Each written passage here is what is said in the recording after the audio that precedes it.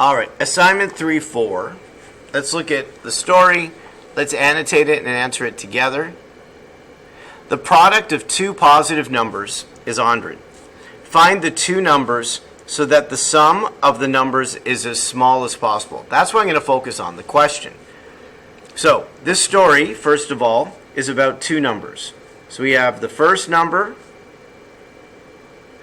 and the second number. And the question is, find the two numbers so that the sum of the two numbers is as small as possible. So I'll make that equal to m for minimum. You can make it equal to any letter. We have too many variables. So if I read the first sentence, the product, that means multiplying, of the two positive numbers, the product is 100. So in this case, I can solve for either one. I'm going to solve for y. So I'm going to divide by x. And then I'm going to come back here and then take out the y and put in what y equals. At this step, we're going to take the derivative equal to 0 and solve it and make sure it's a minimum in this case. So I'm going to make this more friendly to take the derivative, and then I'm going to take the derivative, make it equal to 0, and then I'm going to solve it. When I solve an equation, it's probably helpful to write it algebra friendly. So the exponent -2 is a reciprocal. I'm going to add the fraction to the right side. I'm going to multiply both sides by x squared. So I end up with x squared equals 100, square root, and I only want the positive answer, which is 10. I'm going to draw a number line and make sure that's a minimum. So remember, your derivative is right here. If I plug in positive 1, I get a negative answer. If I plug in a number bigger than 10, like 20 or 30 or 40, this fraction will end up being smaller, and 1 will be bigger than the fraction. And that creates a minimum answer, which is what I'm looking for. So the answer is, the first number is 10. To find the second number, y is equal to 100 divided by x, and x is 10. So when I divide it, I get my answer. Number 2.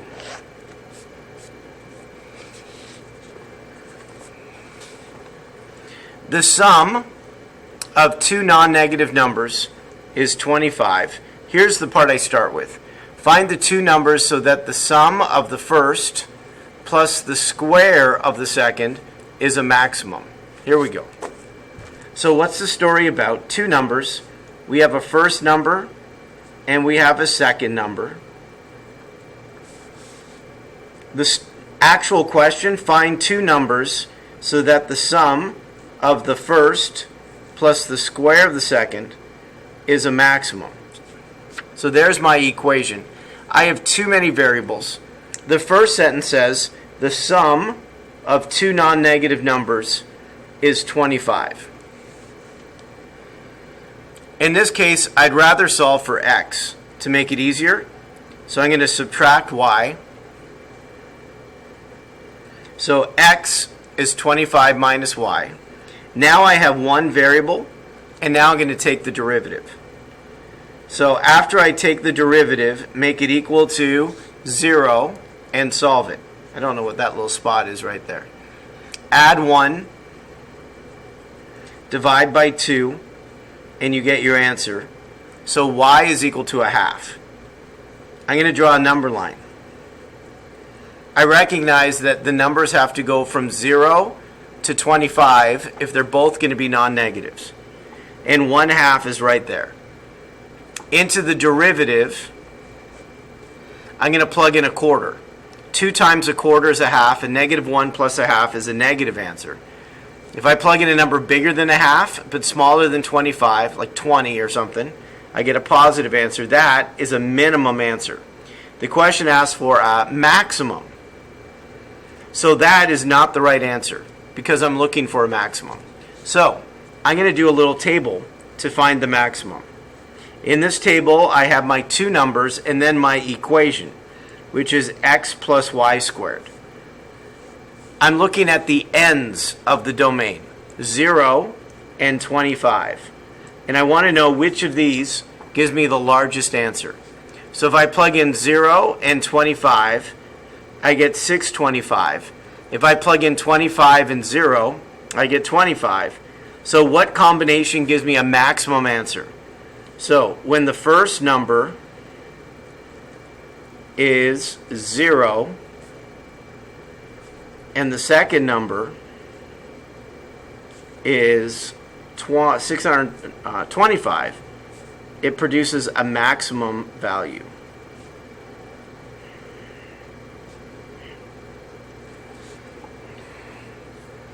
On to number 3. A rancher plans to fence in 3 sides, it's all labeled here, for a rectangular pasture. It's like a field where animals eat. He needs to enclose 320,000 square meters of pasture. That's the area. But the question is what I want. What dimensions would require the least amount of fence material? So the amount of fence material I need would be to add all the sides. So my primary equation for number 3 is really the perimeter, which is 2x plus y. I have too many variables, so now I go back to the first sentence. So the first sentence or equation was, or the second sentence, he needs to enclose 320,000 square meters. So the area of that rectangle is x times y, and in the question it says the area is 320,000. Both are easy. I'll solve for y, so I'll divide by x. So that's what y equals. So I'm going to come back here, take out the y, and put in 320,000 divided by, x. All right. So now I have one variable on the right side. I want to take the derivative, equal to 0, solve it, make sure it's, we want a minimum in this case, and that's our answer. So I'm going to write it calculus friendly. So x to the negative 1. And now I'm going to take the derivative, make it equal to 0, and solve it. At this step, we're going to write it algebra friendly. I'm going to add this fraction to the right side. I'm going to multiply both sides by x squared. So we have 2x squared is equal to 320,000. Divide by 2. And then the last step is the square root. So the square root of 16 is 4. And then take half the zeros for square root. So that's 400 times 400. I need to know that 400 is a maximum answer.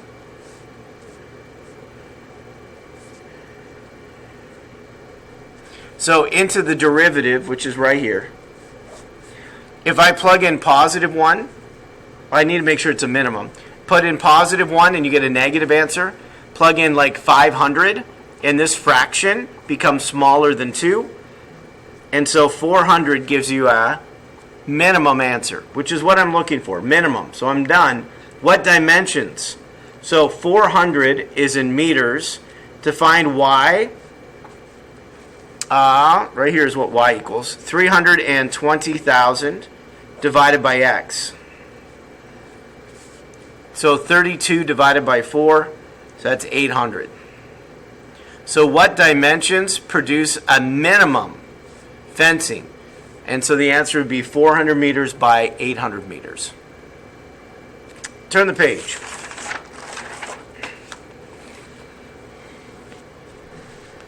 The perimeter of a rectangle is 80 feet. Here's the question. Find the length and width so the rectangle has a maximum area. So that's where I'm going to start, what I'm looking for. So I know a rectangle, the area is length times width. This is what I'm looking for. There are too many variables here. And so the perimeter is 80. So the formula for perimeter is twice the length plus twice the width equals 80. I'm going to solve for L. You could solve for either one. So I'm going to solve that by subtracting 2w and dividing everything by 2. And then once I know what that equals, I go back into the equation, take out L and put in 40 minus, just 40 minus W. And then we're going to multiply it out. And then, of course, we're going to take the derivative equal to 0 and then solve it. Now, once I get an answer, I need to make sure that that's a maximum. So I'm going to draw a number line for the derivative. Plug in 1, you get a positive answer. Plug in 30, you get a negative answer. So 20 is a maximum answer. The question says, find the length and width. So we just found the width is 20 feet. How do I find the length? Is I go right here.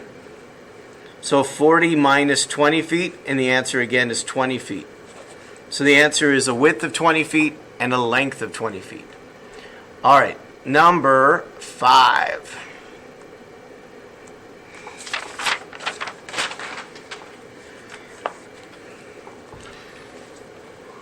Two adjacent rectangle corrals, that's just these, where an animal would be fenced in, are to be made using 240 feet of fencing.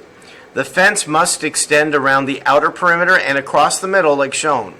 Find the dimensions so that the area is as large as possible. That's my question, area. So we have two rectangles, x times y, and we have two of them. So a good formula to start with would be the area. So we have x times y, and we have two of them. So that's the combined area of what I'm looking for. I want to maximize that. That's too many variables. In the question it says there's 240 feet of fencing. So if I add up all the fencing, it's 240. Recognize this is also y in the middle. And I'm just going to add all the sides and make them equal to 240. That's 4 x's and 3 y's.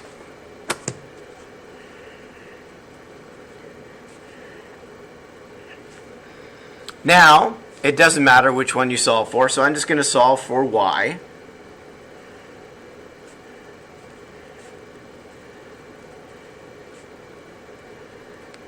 And once you solve for y, go back to the primary equation, take out the y and put in 80 minus 4/3 x.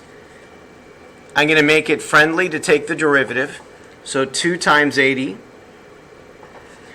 2 times 4 is negative 8. And that's x squared. And I'm ready now to take the derivative and then equal to 0 and so on. So take the derivative equal to 0. I'm going to multiply by the reciprocal. So 16 goes into 160 10 times, and 3 times 10, that answer is 30. I need to make sure that that answer is a maximum. That's what I'm looking for. I was just double checking. So when I look in the derivative for 30, plug in positive 1 and you get a positive answer. Plug in 40 or 50, this becomes larger than 160, so it's a negative answer. 30 is a maximum answer. So the question is, find the dimensions so that they include areas. So when x is 30 feet, what would y have to be? Well, y is equal to 80 minus 4/3 times 30. So 3 goes into 30, 10. So this is 80 minus, this is 40. So 80 minus 40. So the dimensions would be 30 feet by 40 feet for each corral. Number 6.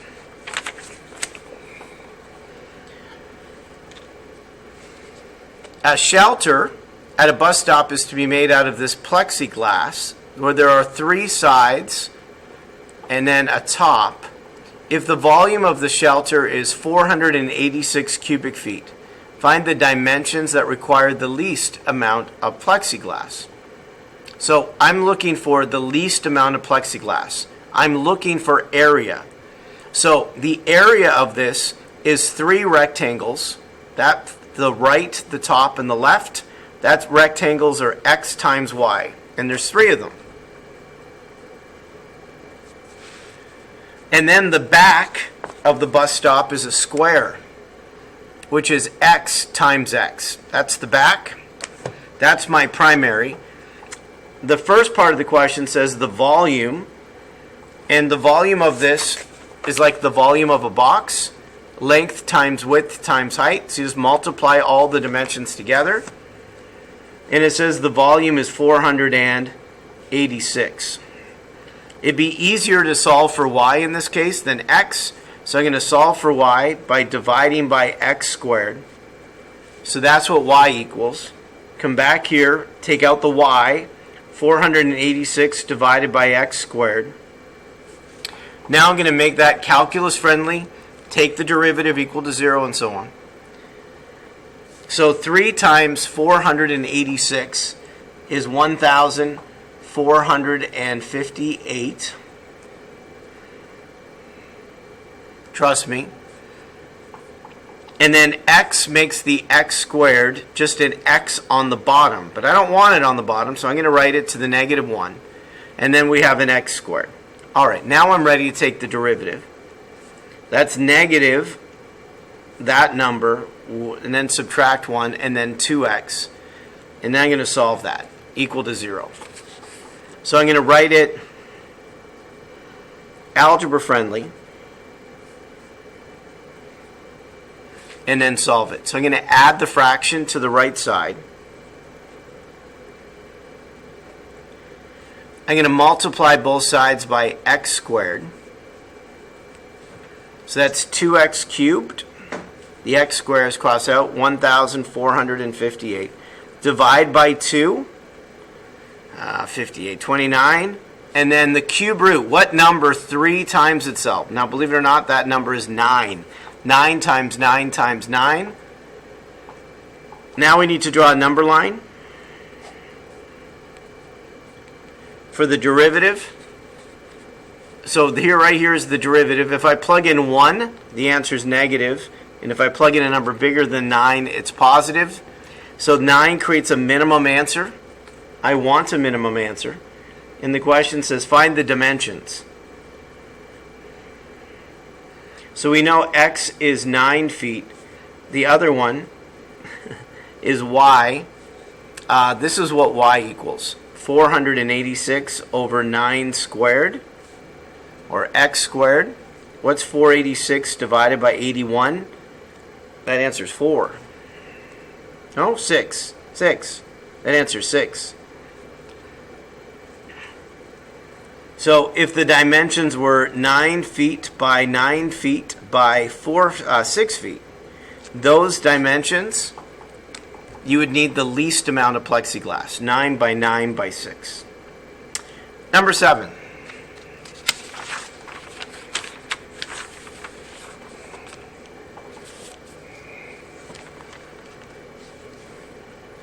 A box is to be made by cutting out squares in the corners.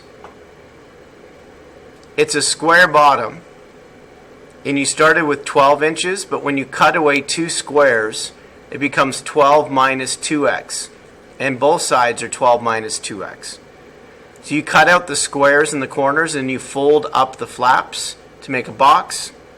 And it says find the length that would produce the greatest volume. So volume in this case would be length times width times height. So the 3 dimensions that make this for number 7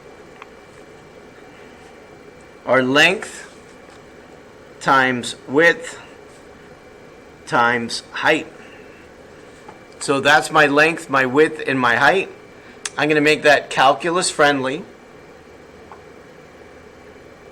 Oh, let's FOIL it, and then I can do it that way. So 12 times 12 is 144, negative 24, and negative 24, and a negative, and then multiply everything by x, and then we can take the derivative super easy.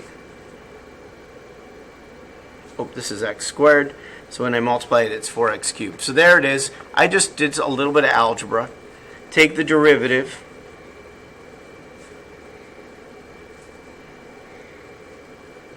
make it equal to 0. I'm going to divide everything by 12.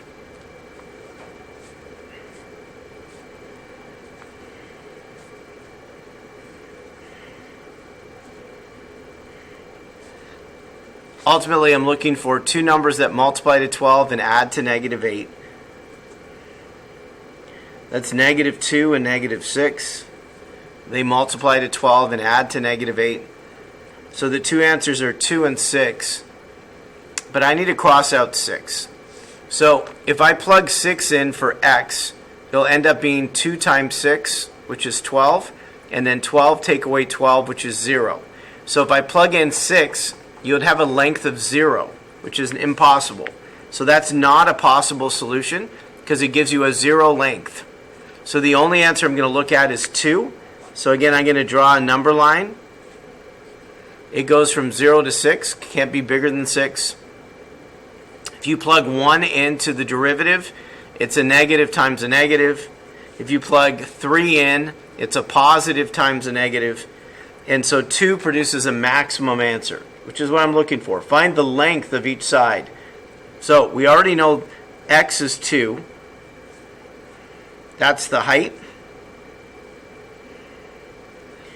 To find the other length, I need to plug in to 12 minus 2x. So plug 2 in for x, and 12 minus 4, which is 8. So the dimensions would be 8 inches by 8 inches by 2 inches. That would produce a maximum volume. Number 8.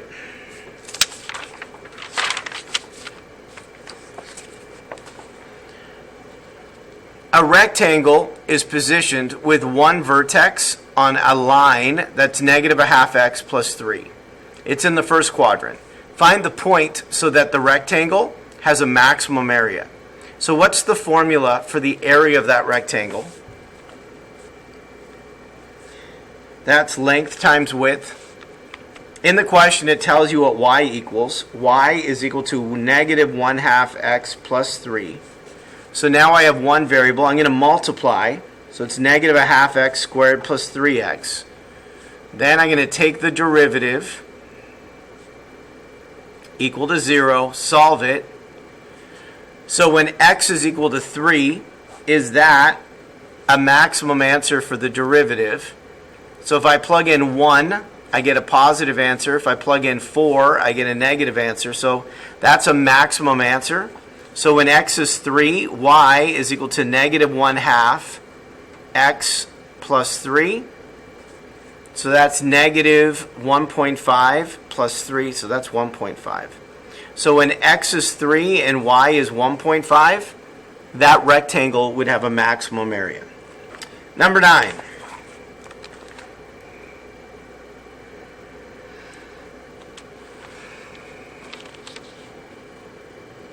Uh, 36 total inches of wire is to be used to form the perimeter of a square and or a 3-4-5 ratio right triangle. Find the dimensions of the figure that they enclose both a maximum and a minimum area. So first of all, the perimeter of that, x plus x plus x. Or the area, no, so find the maximum, do a maximum area, sorry. So the area of this square is x squared.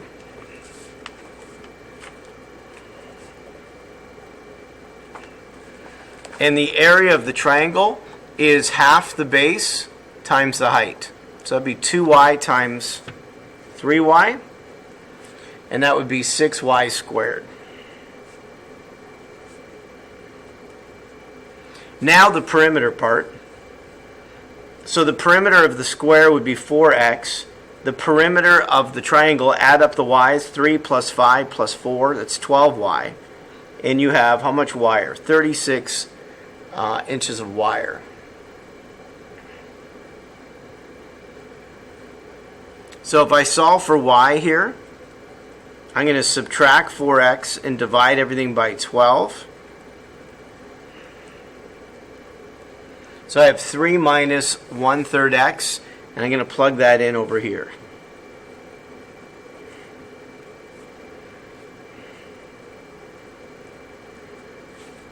Now I need to make this friendly, so I need to FOIL, I don't have a choice, 3 minus 1/3 y.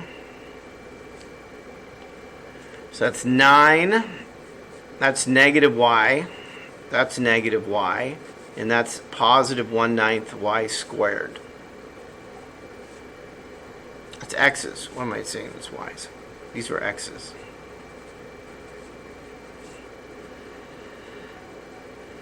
So I have 9 minus 2x and then 1/9. Next, I'm going to multiply that through with 6. It's 54, 12. That's 6 over 9 or 2/3. Anything to combine together? So 1 and 2/3, if I add them together, it's 1 and 2/3, but it's better to make it 5/3. 1 and 2/3 together make 5/3, minus 12x, and then 54. All right, we're ready now to take the derivative.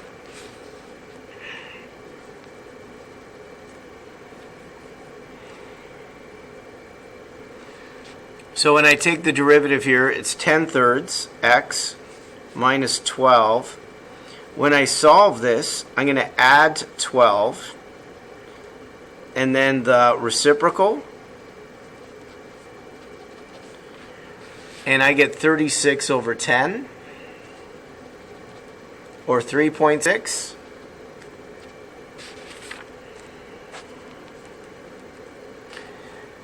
Into the derivative, if I plug in 1 into the derivative, I get a negative answer. If I plug in 4 into the derivative, or 5, I get a positive answer. This is a minimum. Is that what I'm looking for? Find the dimensions that be both a maximum and a minimum total area. So 3.6 would be a minimum area.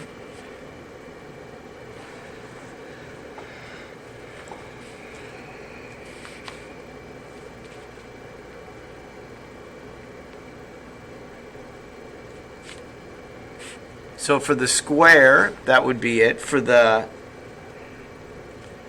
this is what y equals. It would be 3 minus 1/3 times 3.6, whatever that answer is. I guess it's a 1.8. I'm just helping you through it. So when those are the values, you get a maximum area, or minimum area, I mean. What would be the maximum area? If I take what y equals and I make it equal to 0, and if I solve it, what that does is it tells me the range of possibilities are from 0 to 9. Otherwise, you'll have a negative answer. So from 0 to 9. And so for the other possibility, x could be 0 or y could be 9 or vice versa for a maximum answer. So if x is 0 and y is 9, into the area formula, if x is 0 and y is 9, that's better than the other way around.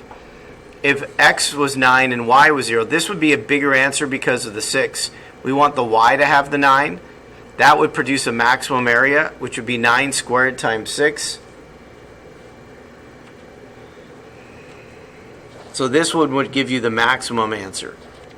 So when x is 0 and y is 9, you get up a maximum answer. For a minimum answer, it's 3.6 and 1.8. Solid question, right? That took up a good page. Number 10.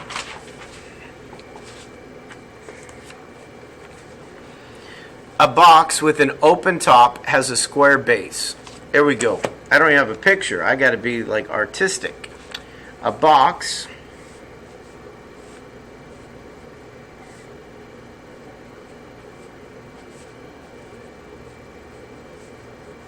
not bad.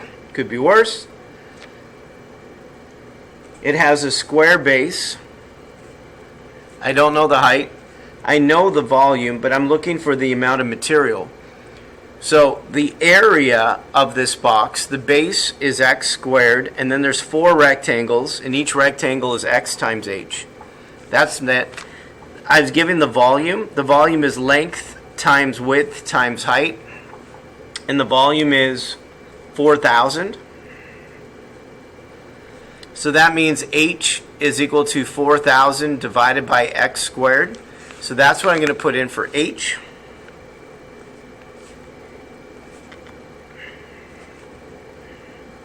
I'll make it friendly and then take the derivative equal to 0. So that's 16,000, and that's just x.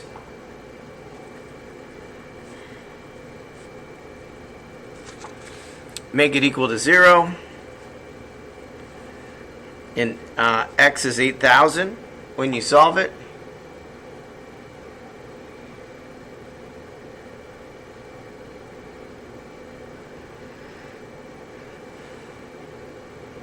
What did I do wrong? Oh, I know I did wrong.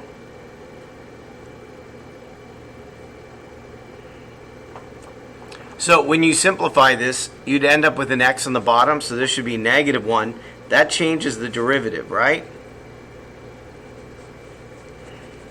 It's right. That didn't even make sense. That's why I kind of stopped. 8,000. That didn't make sense. So you have to rethink, what did I do wrong? Make this algebra friendly. Equal to 0. Add the fraction to the right side. Multiply by x squared. Divide by 2. There's the 8,000. But now I got to cube root it. So what number 3 times itself? So that's going to be 20 times 20 times 20. Is 20 a minimum? So the derivative again is right here. So if I plug in 1, I get a negative answer. If I plug in 30, I get a positive. So it's definitely a minimum. And then the question says, find the dimensions. So we just found that the length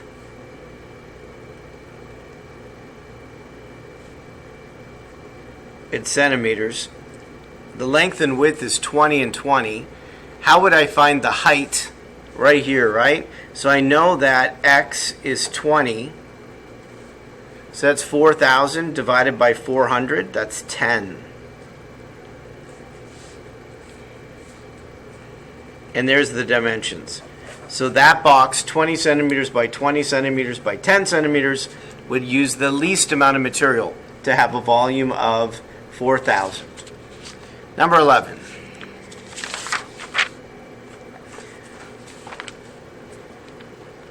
The volume formula for a cone is that.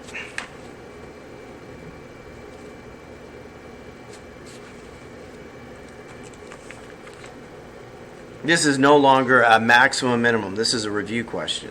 The rate for the radius is 3.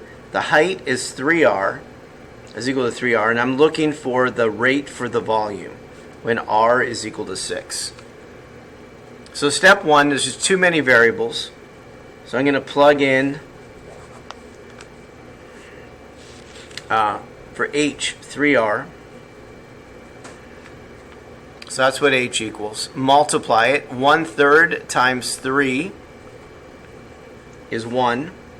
And then r squared times r. You end up with pi times r cubed. Take the derivative.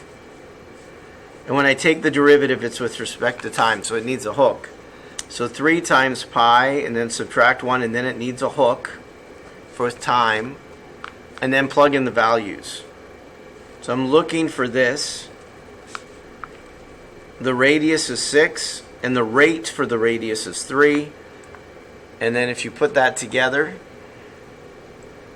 that's 324. 9 times 36. 324 pi, and that would be inches cubed per minute. And that's what I was looking for. All right, number 12. Another related rate question.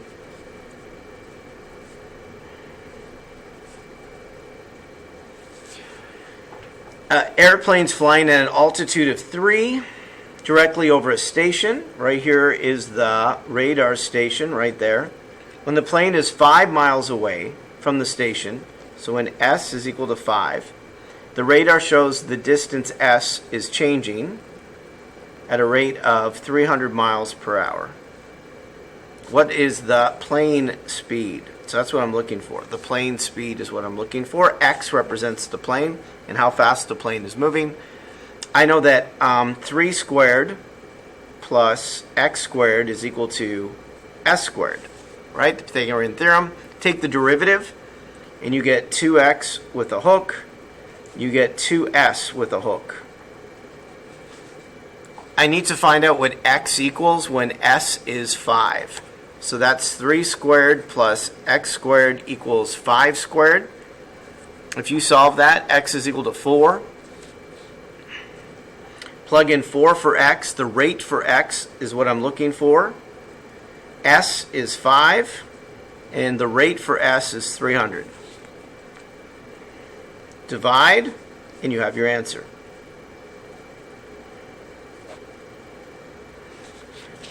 So 2's cross out. 1,500 divided by 4. What is that?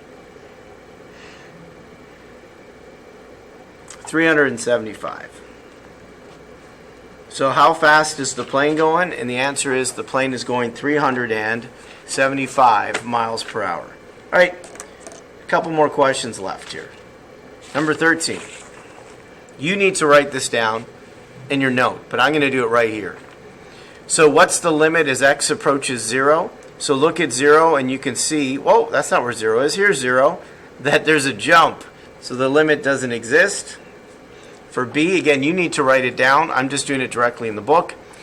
B, from the right, the answer would be 2. It's the y coordinate. As x approaches 4, you can say it doesn't exist or it goes to infinity.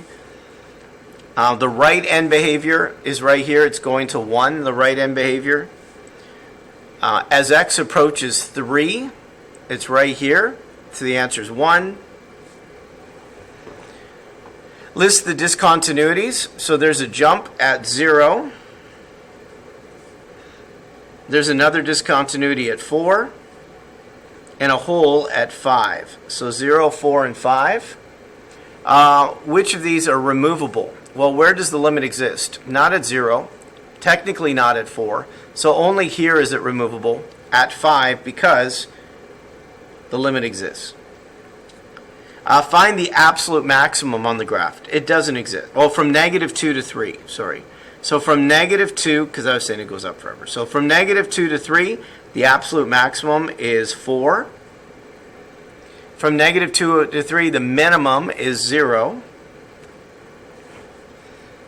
What's the derivative at 1? So here's 1. The derivative is the slope. The slope of that line is negative 1. What's the second derivative at 1? Well, that answer is 0 because there's no concavity for a line. List all x values where the derivative doesn't exist. Well, the derivative doesn't exist at a discontinuity, at a sharp corner. Where else? Here at an asymptote, at a hole. And that's it, right? 0, 2, 4, 5. Slope, possibly at 3. So maybe even at 3. So there might be a... See how there's a sharp turn there? So maybe. I don't know. I think the derivative exists there. List all x values of a local minimum. So a local minimum would be at 2. I think that's it.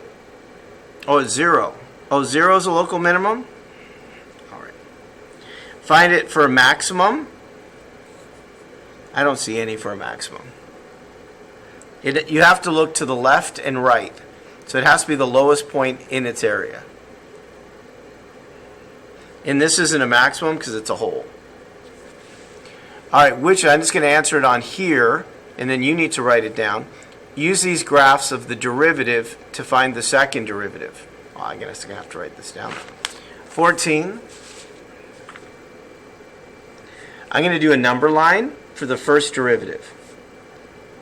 There are no x-intercepts, so I have nothing to write down, but there is a discontinuity at 0, and both are above For the second derivative, which is really what I'm looking for, again 0, and then it's increasing and then decreasing.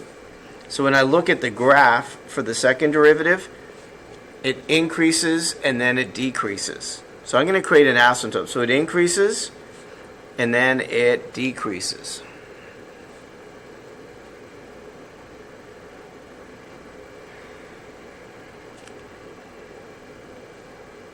So it increases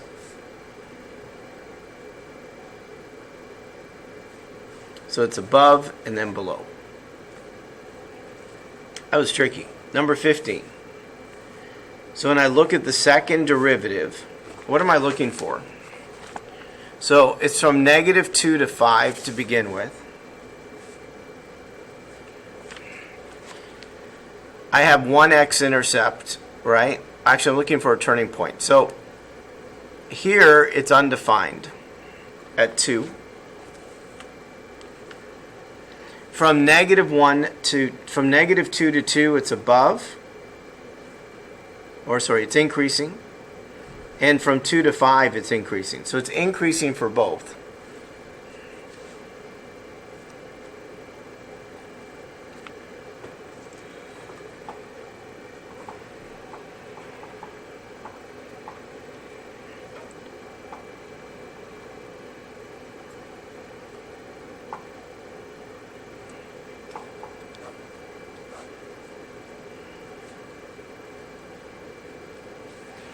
So from negative 2 to 5, the whole graph is above.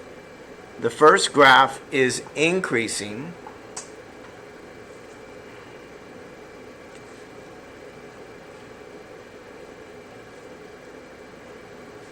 Tricky. I don't like these tricky ones. So it's above. There's really like an asymptote there because of that sharp turn that in terms of being undefined right there. There's a vertical tangent at negative 2 if you look. Next is the line. I like that better. The line has a slope of 1. So here at 1, that's what it's going to look like. That makes it a lot easier. Oh, up to 5. So it's a 1 up to 5. Tricky, right? Number 16. This will be better. So if I look at the second derivative, what am I looking for? Where are the turning points? This is going to be a lot easier. Negative 2, 0, and 2. And then it decreases, increases, decreases, increases. So we have negative 2, 0, and 2. We also have a point of inflection at like negative 1.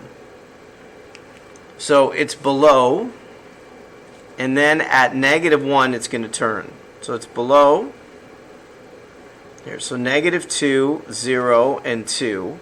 It's below and then above. At positive 1, we have a point of inflection.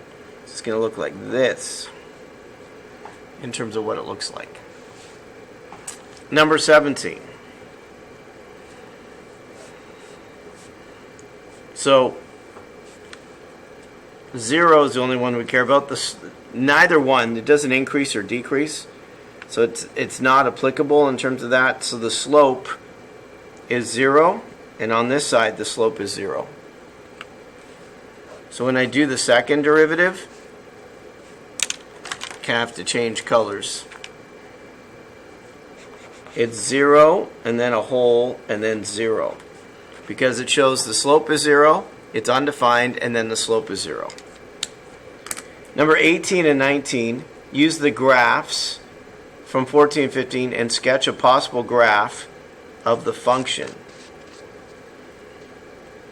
So 14, I'm going to do 18 then right here. So if I was going to graph the function here, at 0, this first of all only increases, and it's concave up,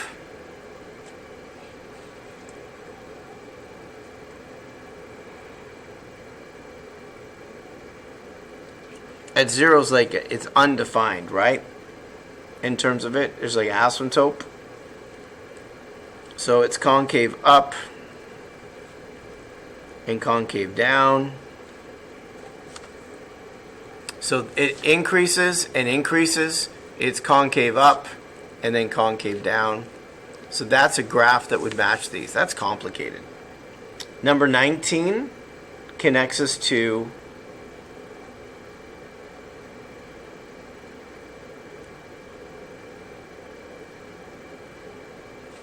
this is 15. So right here below, this is going to be complicated again. Silliness. So if I think of the first derivative, I haven't done that one yet. It goes from -2 to 5. And then we have at 2 and at 3. So it's above, below, and then above. So it increases, then decreases, then increases.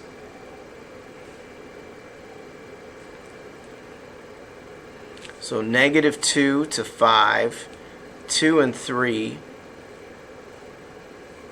So it increases with the smile, and then it decreases.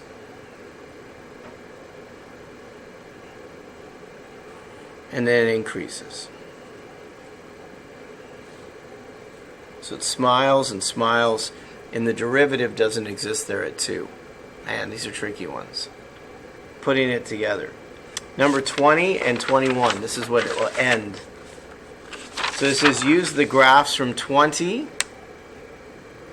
and 21. No, use the graph from 16 and 17 to sketch something. So let me do first derivative for 16. We have x-intercepts at -2 and 2. The whole graph is above for 16. So that means the entire graph is increasing. So right here, for number 20, we'll do the function of what it could be. So for number 20, the whole graph is increasing. If we have a starting point at -2 and -2, and then we're just going to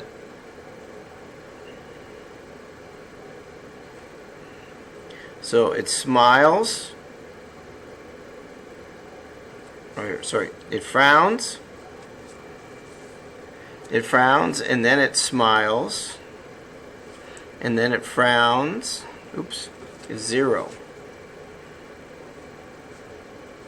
So it frowns, and then it smiles, and then it frowns, and then it smiles. There it goes. I can do that. So make sure the curves are right as it increases all the way through. All right, last one, 21. Start at 0, 2. I need to do a first derivative one. So only at 0, it's above and then below. Above and then below. So this increases and then decreases, and there's no concavity, so these are lines.